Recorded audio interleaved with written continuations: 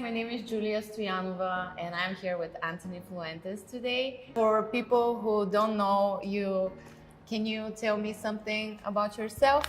I'm a stand-up comedian in the Chicago area, also a veteran of the armed forces. I served in the Army. I've traveled the country being able to bring laughter to others, and originally from New York, so that's always great to be from New York. Oh, so I think that's what they say. So you mentioned that you've been in the military? Yeah, I served in the Army. I fought in Iraq and Afghanistan. Served, my last station was a combat engineer, 299th Engineer Battalion, Fort Hood, Texas.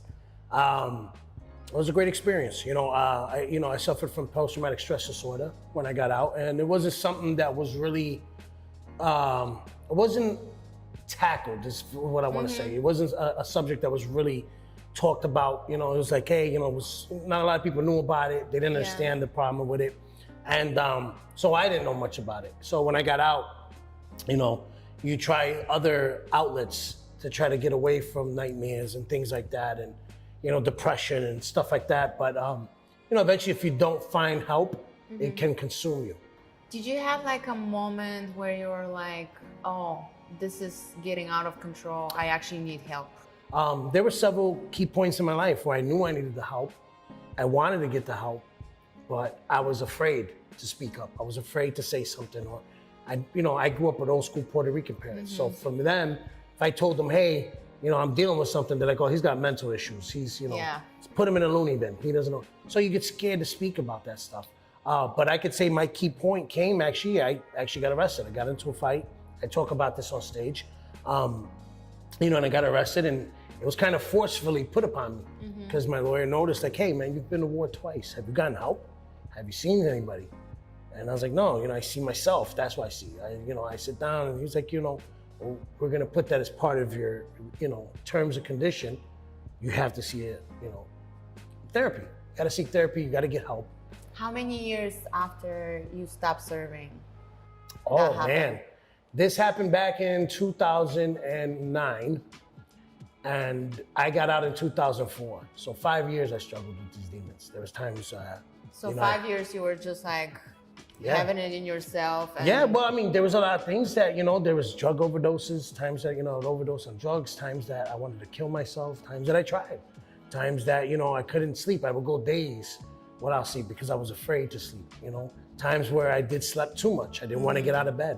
Because when somebody goes through depression, people realize, oh, you're just being lazy. No, you need help. You're in a dark place. And when you're in a dark place, you don't want to do anything. You don't have motivation. You don't have drive. No matter how much you want to have it, you don't, And, there's things you can do that they've taught me, clean your room or, get a haircut, things that kind of change.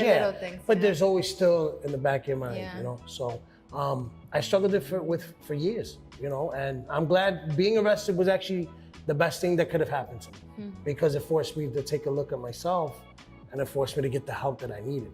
And, so I started going to group therapy, soldiers who had served as well, where I served. And, it was easier to talk with people who've been through what I've been through and able to express things that they've seen that I've seen. As time has gone on, actually, all we have is each other. I have a rule, and my phone sometimes goes off the hook. I'm getting emails, calls, which is a good thing, but I have one rule. Sometimes I don't take the call. Sometimes I still struggle. This is not something that goes away. But there's times when I'm feeling down or something, but if I ever see it's one of my brothers or sisters in arms that I've served with, if I get that call, I take that call 100% of the times. Doesn't matter the time, doesn't matter what I got going on, because we understand each other. It's an unspoken bond. I know you might be going through something. You said something interesting. So you know when to unplug, basically, so you can serve your mental health. And absolutely. Yeah. Absolutely. When I saw my therapist first told me, this is how I got into comedy. She was like, you need an outlet. You have to find something that helps you to release. And you don't want to talk to people, I get it. You've gotten the closure by talking to your parents, but you need an outlet. What are your hobbies? What are the things you like to do? As a jokester, I like to watch TV and eat, obviously, clear. But, she was like, well, you're always cracking jokes. I noticed that. And I always told her, I always wanted to be a comedian. And when I was in Iraq, you know, I'd crack jokes just to lift morale, you know, just to kind of get us through those hard times where, you know, we'd lose somebody or something happened that day. And I was like, man, the last thing we need is this. So I would just crack jokes. Let's get through this. So she was actually the one that told me, you need to go do comedy, try open mics. But again, you know, like I said, depression comes back. And, you know, even though I was getting the therapy, it starts coming back and you forget about that. You're like, because you don't want to laugh. You don't want to think about anything. Nothing can, you know, really get you through those moments, you know? And having my kids was my blessing. My children were born and, you know, it was kind of started making me realize things like, man, they need me here more than I need me here. Yeah. And believe it or not, that's how it started. You know, my son and I were at home and I had just had an episode that week and I was really down in the trenches and really feeling down and really dark. And he sat on my lap and was hugging me. And I think kids know these things, you know, they have a sense. And my nephew happened to call just to check on me. He was on a date at the Laugh Factory in Chicago. Says, Unc, man, just checking on you. And I'm like, find out if they got an open mic there. I gotta do this. I gotta find something to get my head right, something to get off my chest. I just gotta let it go. So I signed up for my first open mic. And like I said, I had an episode previously, a couple weeks before at that point in time for the open mic. And I said, you know what? I'm gonna talk about what I'm going through. And I'll talk about, you know, the fact that I got into an argument with my mom, I got this, but make it funny. And people laughed. And then just to hear them laugh, and it kind of gave me a sense of feeling like, you know what, you're gonna be all right, eh? You know, laugh at it, laugh at your pain. And you know, that moment when I walked off stage, I knew this is what I want to do. I want to be a comedian. And was it easy? Absolutely not. But I thank God and I thank my children as well as the military, because had I not given that drive from being a soldier, I probably wouldn't be where I'm at today. You know, that was, you know, that helped. But the most important part were the people along the way, that support team. You know, when those times felt like I wanted to give up and I would call my battle, man, I don't think I could go no more. Now you got this, brother, keep going, keep going. So that's why I made it a point that if I ever made it, I was gonna, you know, I was gonna pay it forward. So that's why I go do VFW shows, or anytime there's a soldier I meet, hey, come to a show, it's on me. I make sure that any show I do, veterans get in free. Whether I gotta pay for the ticket, I don't care, but I make sure that they get in. Because, you know, you gotta laugh at your pain. Yeah. Laughter is healing. So you mentioned your hardcore Puerto Rican parents and family. Oh boy, yeah. I'm deeply rooted, let me tell you that. Deeply rooted Puerto Rican. Have they seen your comedy? And if they... My mother, at first, when I started doing comedy, she would look at like clips of my open mics, like, Ma, look, and she would be like, oh, okay, Papi, okay, because she didn't see the finish line. To her, she was like, well, whatever. If it's helping him, that's fine. I don't really care about it. Now that it's taken off, now she's, you know, she'll call me, I can't believe it, Papi, I seen you on TV, or I seen you this. And, you know, it's a great feeling. Are you trying now to kind of break the chain and have those conversations with your kids about mental health, about feelings? Yes, absolutely. I tell my kids, this is an open door house. If you ever have a question, if you're ever feeling some type of way, talk about it, you know, because talking is the only way you get through things. So, you know, my daughter, she's 15 now. So, you know, there's things they go through in high school. And, you know, the old parenting style was, oh, you're going through this in school, get over it, it's just school.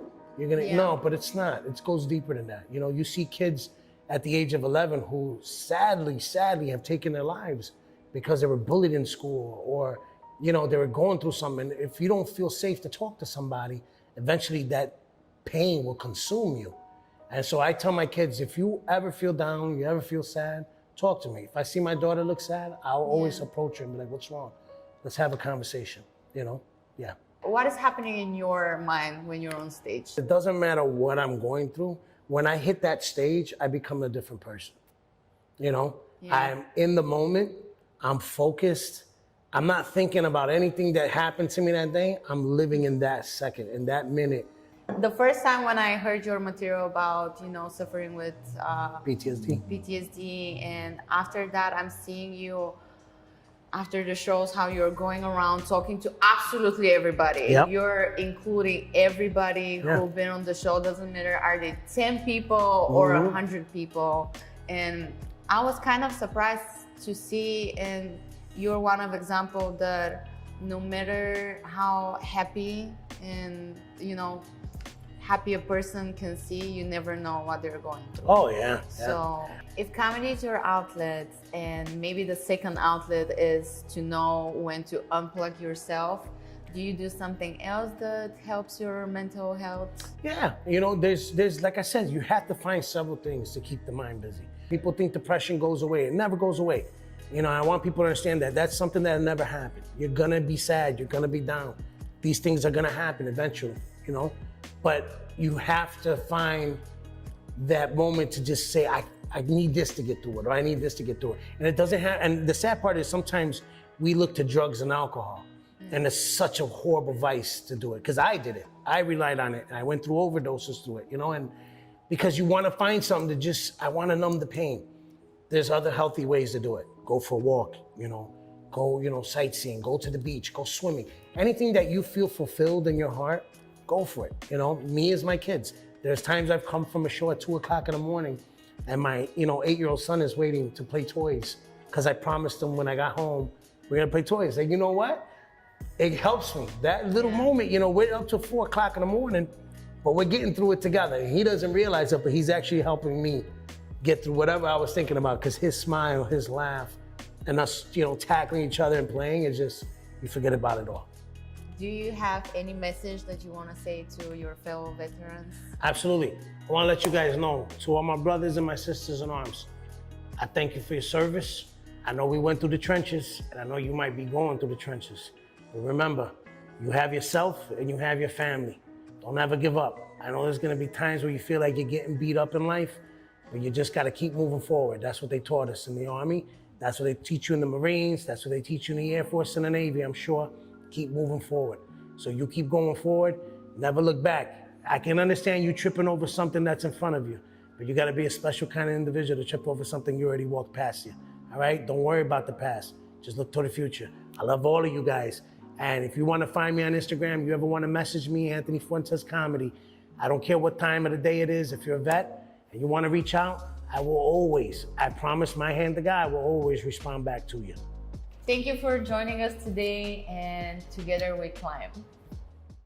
Obviously, like in Teacher Land, you preface this with like, why do we have to be respectful of people that are different from us? Why do you think we learn about people that are different? And then you tie it back. So for me, it really is a blend, right? Like, yes, we're going to talk about like writing to a legislator. We're going to talk about ensuring like our grammar is correct and how to structure that. But you infuse it with real life lessons and things that, for me, I just want, like I said, like I just want them to be better people, and I want them to be in a world where they're accepted.